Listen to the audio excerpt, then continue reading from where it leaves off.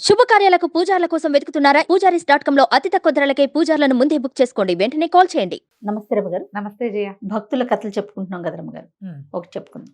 పండరిపురం పాండురంగ భక్తుడు ఒక ఆయన. మనకి నామదేవుడు, తుకారాము ఇవన్నీ తెలుసు. అవును. సతీ సక్కుబాయి ఈ కథలు తెలుసు కదా. చోకామేళుడు ఇతని పేరు. ఎంత తమాషా పేరో చూడు. చోకామయుడు. చోకామేళుడు. చోకామేలుడు. బాగుంది. బాగుంది కథ, చాలా మంచి ఇంట్రెస్టింగ్గా ఉంది. పూర్వం అంట కొన్ని వందల సంవత్సరాల క్రితం, కొన్ని వందలు, నవగఢ అని ఒక ప్రాంతం ఉంది మహారాష్ట్రలో. ఈ నవగఢలో సుధాముడని ఒక పంచమ జాతికి చెందిన ఆయన ఉండేవాడు. ఆయన భార్య పేరు ముక్తాబాయి. చాలా కాలం వాళ్ళకి పిల్లలు పుట్టలేదట. నా పంచములంటే మరి రకరకాల పనులు చేసేవాళ్ళు కదా, చర్మంకి సంబంధించిన పనులు అవి చేసేవాళ్ళు. కానీ మహాభక్తి వాళ్ళకి. ఎన్నిసార్లు పండరిపురం వెళ్ళి దేవాలయ దర్శనం చేసి, దేవాలయం బయట నుంచే, లోపలికి వెళ్ళి కాదు, పండరిపురంలో నిద్ర చేసి వచ్చేవాళ్ళు సంతానం కోసం. ఎప్పుడు పండరిపురం వెళ్తూ ఉండేవాళ్ళు. సంతానం అయితే కలగల. ఈవిడ కొంచెం నడి వయసు వచ్చేసింది. ఒకసారట ఈవిడ ఎవరో ఒక నవాబు గారికి మామిడి పళ్ళు కోయించి తెచ్చిపెట్టమంటే తట్ట మోసుకెళ్తుంటే ఒక బ్రాహ్మణ ఆయన ఎక్కడి నుంచో నడిచి వస్తూ చాలా అలసటగా ఉండి, అమ్మాయి ఓ 2 పళ్ళు ఇవ్వు నాకని అడిగేట. ఆవిడ బుట్ట దించి, బాబు తమకు కావలసినవి తీసుకోండి అని చెప్పింది. ఆయన 2 పళ్ళు రసాలు తీసుకుని తిని, నీకు మామిడి పండు లాంటి కుమారుడు కలుగుతాడు, వాడు మహాభక్తుడు అవుతాడు, సంతానం ఉంది ఇంకా నీకు అని చెప్పి చోకామేళుడు అని పేరు పెట్టమని చెప్పాడట. ఈ మరాఠీ భాషలో చోకామేళ్ళు అంటే ఏమిటో అర్థం మనకు తెలీదు. ఆయన పేరు మాత్రం అది. ఈవిడికి తర్వాత సంవత్సరం కడుపు గర్భవతి అయింది. 30-35 సంవత్సరాల వయసు వచ్చాక, ఎన్నేళ్ళో అయింది పెళ్ళి. ఆవిడకు కొడుకు పుట్టాడు. చక్కగా ఉన్నాడు చూడ్డానికి. పిల్లాడికి చోకామేళ్ళు అని పేరు పెట్టారు. తర్వాత 2-3 పిల్లలు పుట్టారు ఆవిడకి. ఓకే. అయితే ఈ పిల్లవాడికి చిన్నప్పుడంతా చనిపోయిన గొడ్లను ఎత్తటము, మరి వాళ్ళ పని అదే కదా, అలాంటి పనులు చేస్తూ ఉండేవాడు. బాగా భక్తిగా వాళ్ళమ్మ ఏవో భజనలు పాడుకునేదట సాయంకాలం. ఆ భజన పాడితేనే నిద్రపోయేవాడట ఆయన చిన్నతనంలో. కొంచెం ఊహొచ్చాక తనే భజన పాడుకుని పడుకునేవాడు. చిన్నప్పుడు అట్లా అలవాటు ఉంటుంది. మొదటంతా పాడితే వినేవాళ్ళు. తర్వాత ఇంకా తన పాట తనే పాడుకునేవాడు. పాడుకుని కళ్ళు మూసుకుని రంగడు ఎట్లా ఉంటాడో ఊహించుకుంటూ ఉండేవాడట. అయితే కొంచెం వయసు వచ్చాక వివాహం చేద్దాం అనుకుంటే, వివాహం వద్దు, నేను పాండురంగడిని చూడాలనుకుంటున్నానని చెప్పాడు.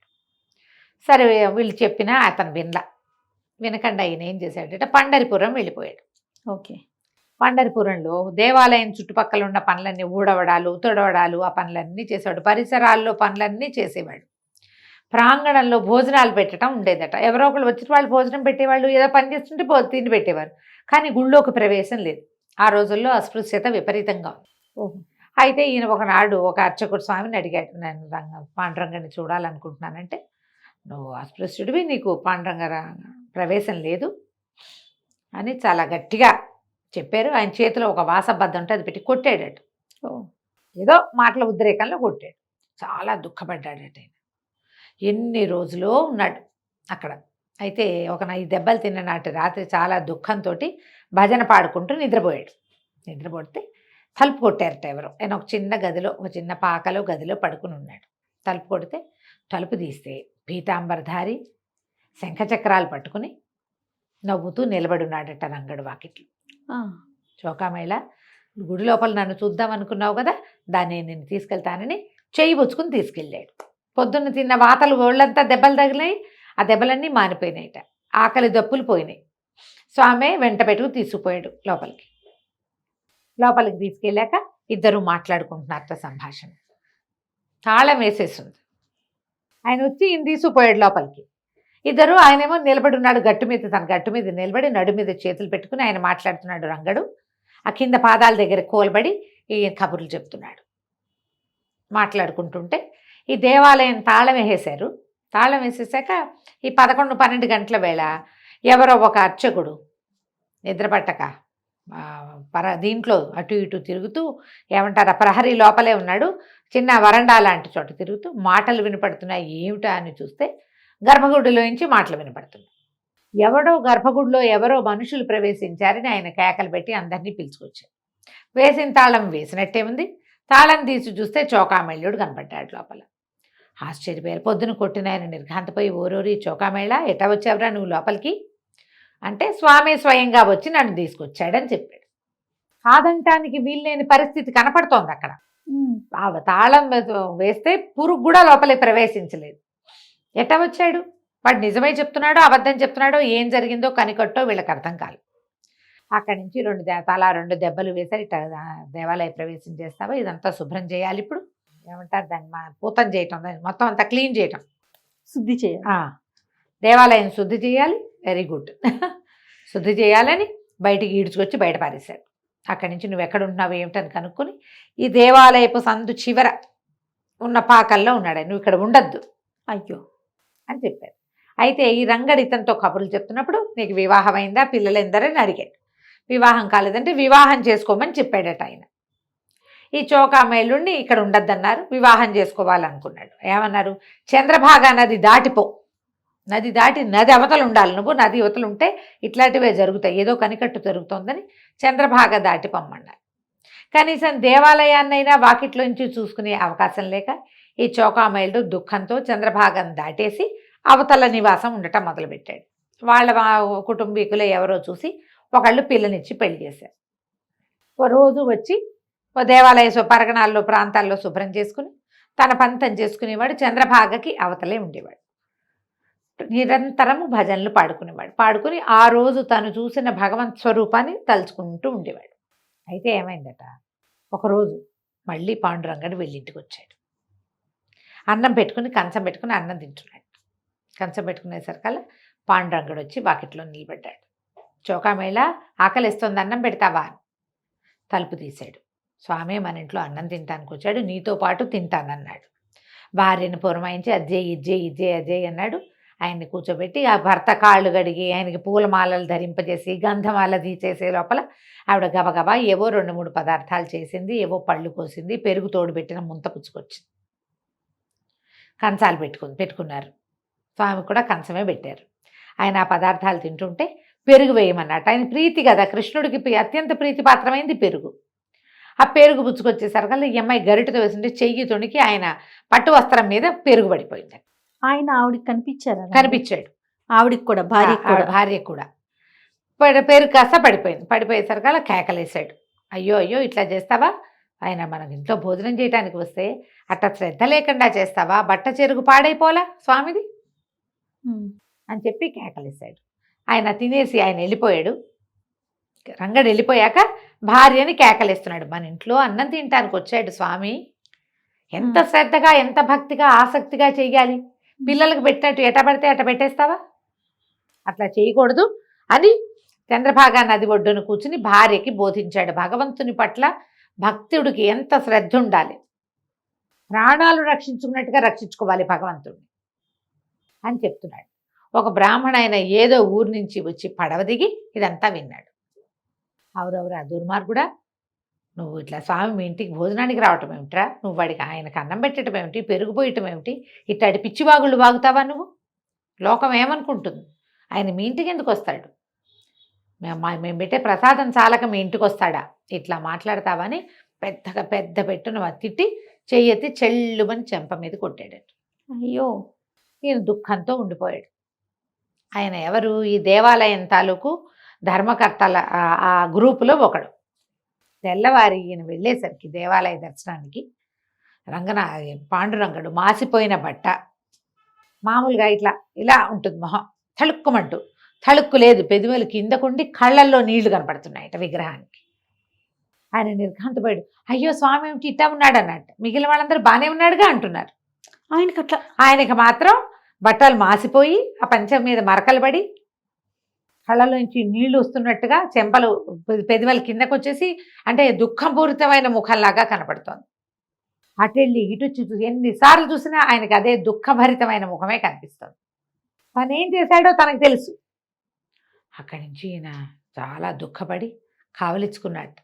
పాండురంగడికి ముట్టుకునేందుకు అవకాశం ఉంది కదా అక్కడ, పాదాలు కావలించుకుని, ఈ రూపాన్ని నేను చూడలేకపోతున్నాను, ప్రకాశవంతమైన కాంతివంతమైన ముఖాన్ని చూపించు నాకు అంటే ఎంత ప్రార్థించినా ఆ ముఖం మారలేదట. మారకపోయేసరికి ఈయన ఈ ధర్మకర్త అక్కడి నుంచి పరిగెత్తుకుంటూ చంద్రభాగ దాటి వెళ్ళి చాలా పరిపరి విధాల ప్రార్థించి నువ్వు వస్తే గాని ఆయన నవ్వడు, ముఖం కాంతివంతంగా మారదు స్వామిది అని చెప్పి వికాసంగా ఉంటాయి జయ చెంపలు, నొక్కులుగా ఉంటుంది విగ్రహం, నునుపుగా ఉండదు, బరగ్గా ఉన్నట్టు ఉంటుంది ముఖము, కానీ మొహంలో ఒక రకమైన తళుక్కు కనపడుతుంది. తీసుకొచ్చి చోకామయులుడికి స్వయంగా దర్శనం చేయించాక ఆ మాసిన బట్ట మాయమైపోయింది, ఆ నవ్వు మొహం యథాతథంగా వచ్చేసిందట, నార్మల్ అయిపోయింది. చోకామయులుడికి ఎప్పుడు దేవాలయ ప్రవేశం ఉండేది.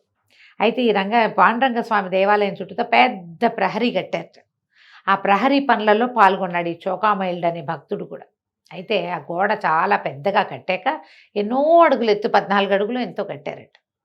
ఒకనాటి రాత్రి వీళ్ళు అది కట్టి గోడ కానుకుని కింద కూర్చుంటే ఒక పిడుగు లాంటిది పడి పెద్ద వాన వచ్చి గోడ కూలిపోయిందట. వీళ్ళ మీద పడిందా? పడిపోయి భూస్థాపితం అయిపోయారు. తర్వాత మళ్ళీ గోడ కట్టారు కానీ చోకామయులుడు ఎవరికీ కనపడలేదు. అయితే కొంతకాలం తర్వాత నామదేవుడు, మనకు తెలిసింది నామదేవుడి పేరు వింటున్నాం, నేను పూర్తిగా సాధించానా లేదా అన్న ఒక కథ కూడా నెత్తి మీద కొట్టి ఇది ఇంకా పచ్చి ఈటకేనని చెప్పాడు. పచ్చికుండ, ఈ కుండ ఇంకా పక్పక్ కాలేదన్నారు. ఆ కథలు ఆ నామదేవుడు విఠోబా దేవాలయానికి వస్తే విఠోబా అంటారని, విఠలుడు పాండురంగ విఠలుడు అక్కడికి వెళ్ళేసరికల్లా ఆ రాత్రి కల్లో కనపడ్డాట ఆయనకి విఠోబా. కనపడి చోకామయులుడికి అతని అస్థికల్ని నిమజ్జనం చేసి అతనికి ఆత్మశాంతి కలిగించమని చెప్పారట. ఎక్కడ చనిపోయారు అని వెతుకుతూ ఉంటే ఎక్కడ ఆయన తాలూకు అవశేషాలు ఈయనకు దొరకలేదట. అయితే ఈయన ఏం చేశాడట, నేల మీద పడుకుని ప్రతి చోట చెవి ఆనించి విన్నాడట. ఎక్కడో ఒక నేల మీద నుంచి విఠల విఠల పాండురంగా అని వినపడుతోంది. ఒక చోట చనిపోయినా అతను ఆ విఠల విఠల అంటూనే ఉండేవాడు అనమాట. అక్కడి నుంచి తవ్వారట. అక్కడ ఎక్కడ ఆయనకు శబ్దం వినపడిందో అక్కడ తవ్విస్తే అక్కడ ఒక మృత శరీరం తాలూకు అవశేషాలు దొరికినాయి. ఆ అవశేషాలని దేవాలయానికి ఎదురుగుండా చంద్రభాగా నది ఒడ్డున పూడ్చారు. అక్కడ ఆయనకి క్రియాకర్మలు చేశారట. ఇప్పటికీ కూడా మనం ఈయన చోకామయులుడి సమాధి అక్కడ కనపడుతుంది, ఉన్నది అక్కడ. ఆ అవశేషాలను పూర్తి చేసిన తర్వాత ఆనాటి రాత్రి ప్రభువు సంతోషంగా కనపడ్డాడట ఈయనకి. ఇది జరిగింది, ఆయన ఇష్టపడ్డాడనమాట ఆయన ఆ పనిని. ఇలాంటి విచిత్రమైన గాథలు ఎన్ని కనపడతాయో ఈ పాండురంగ విఠల్లో. ఈ విఠలకి ఒక చెప్తారు జయ, మామూలుగా మనం మంత్రాలు రకరకాలు చేస్తాం కదా, మంత్రాలన్నిటికీ ఉపదేశం కావాలి కదా. రామ కృష్ణకి ఉపదేశం అక్కర్లేదు. నువ్వు ఎన్నిసార్లైనా రామ అనుకోవచ్చు, కృష్ణ అనుకోవచ్చు, అలాగే విఠల అనుకోవచ్చు. విఠల అంటే ఠ అనగానే గుండె కొట్టుకునే దాంట్లో స్పీడు తేడా వస్తుంది. Number of times Vitthala Vitthala Vitthala అనేవాళ్ళు ఎక్కువ కాలం బతుకుతారట. రామకృష్ణ లాగానే మనం ఒకసారి రామ అంటే సహస్రనామం ఎన్నిసార్లు చేసినట్లు కదా, అట్లాగే ఈ విఠల శబ్దానికి కూడా అలాంటి ప్రత్యేకత ఉంది. వీళ్ళందరూ కూడా పాండురంగడు అని మనం చెప్పుకుంటాం కానీ విఠోబా అనే పిలుస్తారు. విఠల దేవుడు, విఠలుడు అంటే ఆ ఇటక మీద నుంచున్నవాడు. ఇటకేసి ఇటక మీద నుంచోమన్నాడు పుండరీకుడు, ఈయన పోయే దాని మీద నుంచున్నాడు. అవును, కృష్ణుడు వెళ్ళి ఆ ఇటుకరాయి మీద నిలబడ్డాడు, దాని మీద ఇట్లా నడు మీద చేతులు పెట్టుకుని నుంచున్నాడు. ఆ స్వరూపాన్ని మనం ధ్యానించి తలుచుకుని ఆ పేరు విఠల విఠల అనుకుంటూ ఉంటే కనుక మన హార్ట్ ఫంక్షనింగ్లో చాలా డిఫరెన్స్ వస్తుందని చెప్తారు. ఇలాంటి ఎన్ని మంచి మంచి కథలు ఉన్నాయో పాండురంగ విఠలుడి మీద. వీళ్ళు వెంబడి ఇంకో కథ ఎప్పుడైనా చెప్పుకుందాం. తప్పకుండా రమ్మగారు. నమస్తే. నమస్తే.